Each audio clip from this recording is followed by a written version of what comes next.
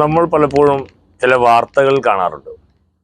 ജീവിതത്തിൽ വളരെ ഉയർന്ന തലത്തിൽ ഉണ്ടായിരുന്ന ആളുകൾ കുറേ കാലത്തിന് ശേഷം തെരുവോരങ്ങളിൽ ഭിക്ഷയെടുത്ത് ജീവിക്കുന്നതായിട്ട് നമ്മൾ കണ്ടിട്ടുണ്ട്. ബോംബെയിലും അതുപോലെ ഡൽഹിയിലും വിദേശ രാജ്യങ്ങളിലുമെല്ലാം വലിയ വലിയ കമ്പനികളുടെ വലിയ വലിയ സ്ഥാനങ്ങൾ വഹിച്ചുകൊണ്ടിരുന്ന ആളുകൾ, കലാരംഗത്ത് വിരാജിച്ചുകൊണ്ടിരുന്ന ആളുകൾ, ഒരു കാലത്ത് പ്രശസ്തിയുടെ കൊടുമുടിയിൽ ജീവിച്ചുകൊണ്ടിരുന്നവർ, പലപ്പോഴും ഇവരെയെല്ലാം വൃദ്ധസദനത്തിലും അനാഥാലയങ്ങളിലും ഒക്കെ കണ്ടുമുട്ടുന്ന വാർത്തകൾ നമ്മൾ കേൾക്കാറുണ്ട്. ഒറ്റ സുപ്രഭാതത്തിൽ അവരുടെ ജീവിതം മാറിമറിയുന്നതാണ് കാണുന്നത്.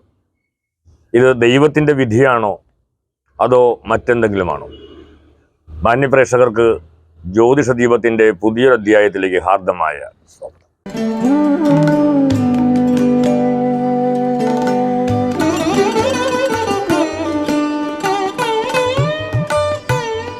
നമ്മളിതിനു മുമ്പ് ശത്രുബാധകളെ കുറിച്ചിട്ടുള്ള അനവധി വീഡിയോകൾ ചെയ്തിട്ടുണ്ട്. പ്രേക്ഷകരിൽ നിന്ന് നല്ലൊരു അഭിപ്രായവും പിന്തുണയും അത്ര കാര്യങ്ങൾക്ക് ലഭിച്ചിട്ടുമുണ്ട്. വീണ്ടും വീണ്ടും പലരും ഇതേ ആവശ്യം ഉന്നയിച്ചുകൊണ്ട് തന്നെയാണ്, ഇല്ലെങ്കിൽ ഇതേ പ്രശ്നങ്ങൾ പറഞ്ഞുകൊണ്ട് തന്നെയാണ് എൻ്റെ അടുക്ക വരാറുള്ളത്. നമ്മൾ വിചാരിക്കാറുണ്ട്, ഇന്നത്തെ ഈ ആധുനിക ലോകത്ത് ഇങ്ങനെ ശത്രുബാധകളും ആഭിചാര പ്രയോഗങ്ങളും ഒക്കെ സാധ്യമാണോ എന്ന്. തീർച്ചയായിട്ടും മുൻപുണ്ടായിരുന്നതിനേക്കാൾ കൂടുതൽ ഇത്തരം കാര്യങ്ങൾക്ക് പ്രാധാന്യമുണ്ട് എന്നുള്ളതും, അത്തരം അനുഭവങ്ങളുള്ള ഒരുപാട് ആളുകളെ നമ്മുടെ ഈ ഒരു പ്രൊഫഷനുമായി ഇരിക്കുമ്പോൾ കണ്ടുമുട്ടാറുമുണ്ട്. നമ്മുടെ ജീവിതത്തിൽ നമുക്ക് എല്ലാവിധ യോഗ്യതകളും ഉണ്ടായിട്ടും കഠിനമായ പ്രവർത്തനങ്ങൾ നടന്നിട്ടും എന്തുകൊണ്ടാണ് നമുക്ക് ഉയരാൻ സാധിക്കാത്തത്? ഇല്ലെങ്കിൽ ഒരു തരത്തിൽ നമ്മൾ വളരെ ഉയർച്ചയുടെ പടവുകൾ ചവിട്ടി കയറുമ്പോൾ ഒരു സുപ്രഭാതത്തിൽ നമ്മൾ ആ പടവുകളിൽ നിന്ന് നിലംപൊത്തുന്ന ഒരു അവസ്ഥയും കാണാറുണ്ട്. കാരണം ഈ ഒരു കാലഘട്ടത്തിലാണ് ശത്രുത, പരസ്പര മത്സരം ഇത്ര കണ്ട് കൂടുതലായിട്ടുള്ളത്. അതുകൊണ്ട് തന്നെ നേരിട്ടൊരു ഏറ്റുമുട്ടലിന് പോകാതെ പലപ്പോഴും ആഭിചാര പ്രയോഗങ്ങൾ കൊണ്ടാണ് ഇത്തരം കാര്യങ്ങളിൽ എതിരാളികളെ മുട്ടുകുത്തിക്കുന്നത് എന്നുള്ളതാണ് സത്യം. എൻ്റെ ഈ വാക്കുകൾ ശ്രവിക്കുന്ന പ്രിയപ്പെട്ട പല പ്രേക്ഷകർക്കും ഇത്തരം അനുഭവങ്ങൾ ജീവിതത്തിൽ ഉണ്ടാകുമെന്നുള്ള കാര്യത്തിൽ സംശയമില്ല.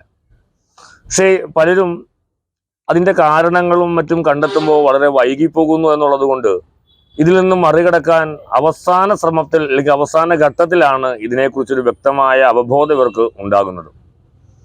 മറ്റു ചിലരാകട്ടെ ഈശ്വരവിശ്വാസവും മറ്റും ഉള്ളത് കൊണ്ട് തന്നെ ജീവിതത്തിൽ ചെറിയ ചെറിയ ചലനങ്ങൾ സംഭവിക്കുമ്പോൾ തന്നെ അതിൻ്റെ കാരണം കണ്ടുപിടിക്കാനായി നല്ലൊരു ജ്യോതിഷനെ കണ്ട് അതിൻ്റെ കാരണങ്ങൾ കണ്ടുപിടിച്ച് അതിന് പ്രതിവിധികൾ ചെയ്ത് ഇതിനെ തരണം ചെയ്ത് മുന്നോട്ടും പോകാറുണ്ട്.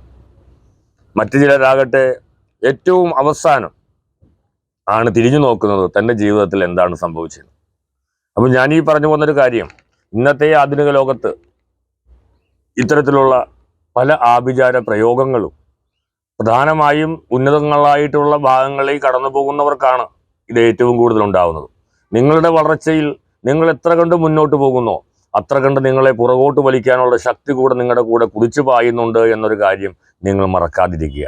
കലാരംഗത്തും കായിക രംഗത്തും അക്കാഡമിക് മേഖലകളിലും വ്യവസായ രാഷ്ട്രീയ മേഖലകളിലും എല്ലാം തന്നെ നിങ്ങളുടെ ജീവിതം നിങ്ങളൊരു വളരെ പെട്ടെന്ന് നിങ്ങളുടെ ജീവിതത്തിൽ നല്ലൊരു മാറ്റം സംഭവിക്കുന്നുണ്ട് എന്നുണ്ടെങ്കിൽ നിങ്ങൾ പുറകോട്ടൊന്ന് തിരിഞ്ഞു നോക്കേണ്ടതാണ്.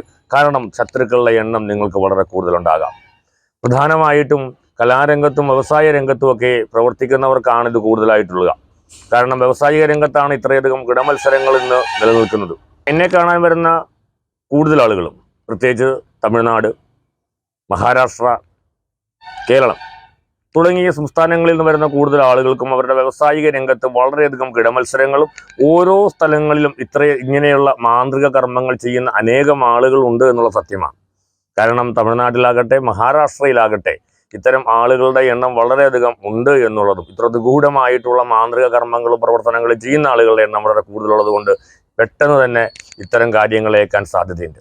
അപ്പോൾ ഞാൻ ഈ ഒരു വിവരം നിങ്ങളുമായി പങ്കുവയ്ക്കുന്നു. തീർച്ചയായിട്ടും നിങ്ങളുടെ ജീവിതത്തിൽ അത്തരത്തിലുള്ള ഏതെങ്കിലും ഒരു ബുദ്ധിമുട്ട് നിങ്ങൾ അനുഭവിക്കുമെങ്കിൽ നിങ്ങൾക്ക് എങ്ങനെ തിരിച്ചറിയാൻ സാധിക്കും എന്നുള്ളതാണ്.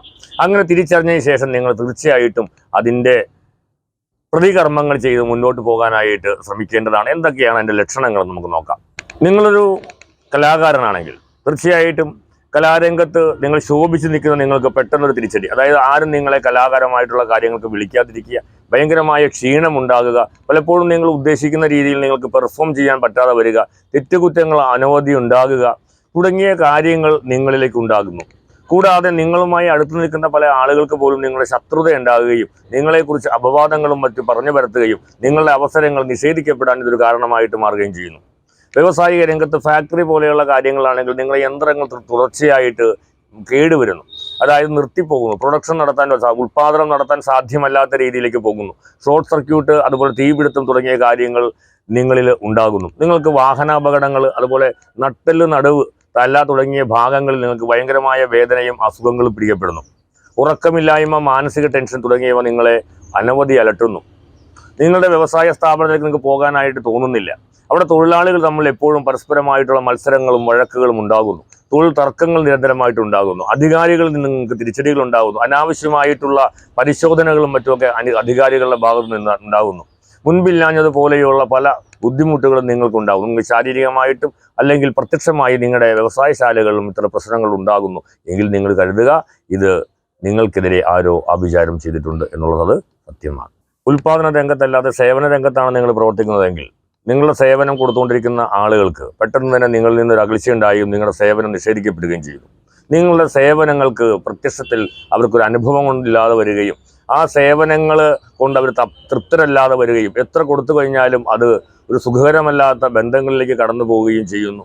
ഓഫീസുകളിൽ പോകുവാൻ സാധിക്കാതെ വരിക, ഓഫീസുകളിൽ പോയി ഇരുന്നാലും പെട്ടെന്ന് ഉറക്കം വരിക, കോട്ടവായി ഇടാനുള്ള ഒരു ടെൻഡൻസി ഉണ്ടാകുക, അതുപോലെ തന്നെ ഏതെങ്കിലും ഒരു തരം ദുർഗന്ധങ്ങൾ നിങ്ങളെ അലട്ടുക, നിങ്ങളുടെ കൂടെ നിങ്ങൾ യാത്ര ചെയ്യുമ്പോൾ വാഹനത്തിലും വീട്ടിലും അത് മറ്റു സ്ഥലങ്ങളിലാണെങ്കിൽ പോലും പലപ്പോഴും ആരെങ്കിലും നിങ്ങളെ ഫോളോ ചെയ്യുന്നതായിട്ട് തോന്നുക, ഇവയും നിങ്ങൾക്ക് ശത്രുബാധ ഉണ്ടാകുന്നു എന്നുള്ളതിന് പ്രത്യക്ഷമായ തെളിവായിട്ട് നമുക്ക് പറയാനായിട്ട് സാധിക്കും. അതുപോലെ തന്നെ വിദ്യാർത്ഥികളിലാണെങ്കിലും വിദ്യാർത്ഥികൾക്ക് പഠിക്കാനുള്ള ഒരു ആഗ്രഹം ഇല്ലെങ്കിൽ താല്പര്യം കുറഞ്ഞുകൊണ്ടിരിക്കുക, മറ്റു കാര്യങ്ങളിലേക്ക് ശ്രദ്ധ പോകുക, അനാവശ്യമായ കൂട്ടുകെട്ടുകളിൽ പോയി പെടുക, അനാവശ്യമായ പ്രണയബന്ധങ്ങളൊക്കെ ഉണ്ടാകുക, അതുമൂലം പഠനത്തിൽ നമുക്ക് ശ്രദ്ധ കേന്ദ്രീകരിക്കാൻ സാധിക്കാതെ വരിക. എത്ര നന്നായിട്ട് പഠിച്ചാലും നമ്മൾ പരീക്ഷയ്ക്ക് പോകുമ്പോൾ എഴുതാൻ സാധിക്കാതെ ഏതെങ്കിലും തരം ക്ഷീണങ്ങളും ബുദ്ധിമുട്ടുണ്ടാകുക, പ്രത്യേക തലവേദന പോലെ ഉണ്ടാകുക, ഉറക്കം വരിക, ഇവയൊക്കെ നമുക്ക് സാധാരണ വിദ്യാർത്ഥികളുണ്ടാകാം.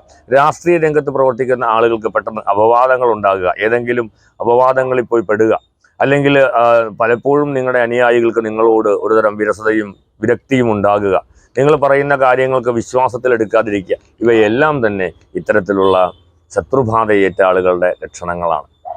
തീർച്ചയായിട്ടും ഇങ്ങനെ നിങ്ങൾക്ക് ഏതെങ്കിലും തരത്തിലുള്ള അനുഭവങ്ങൾ ഉണ്ടെങ്കിൽ നിങ്ങൾ ഒരു ജ്യോതിഷനെ കണ്ട് അതിൻ്റെ ശത്രുബാധ അല്ലെങ്കിൽ പ്രേതബാധ എന്താണോ നിങ്ങൾക്ക് ഉണ്ടായിട്ടുള്ളവ അവയിൽ നിന്ന് രക്ഷ നേടാനായിട്ട് അവയുടെ ആവാഹനവും ദേഹരക്ഷയും മറ്റും ചെയ്ത് ഒരു നല്ലൊരു മൂർത്തിയുടെ രക്ഷ നിങ്ങളുടെ കൂടെ കരുതുക. ഒന്നെങ്കിൽ നിങ്ങൾ സ്വയം ഒരു ഉപാസകനായി മാറുക, അല്ലെങ്കിൽ ഒരു ഉപാസകനായ വ്യക്തിയെ കണ്ട് തീർച്ചയായും ഒരു ഉപാസനാമൂർത്തിയുടെ സംരക്ഷണം തേടിക്കൊണ്ട് നിങ്ങൾക്ക് ഇതിൽ നിന്ന് രക്ഷപ്പെടാൻ സാധിക്കും എന്ന് പറഞ്ഞുകൊണ്ട് ഈ വീഡിയോ നിങ്ങൾക്കായി സമർപ്പിച്ചുകൊണ്ട് നിർത്തുന്നു. നമസ്കാരം.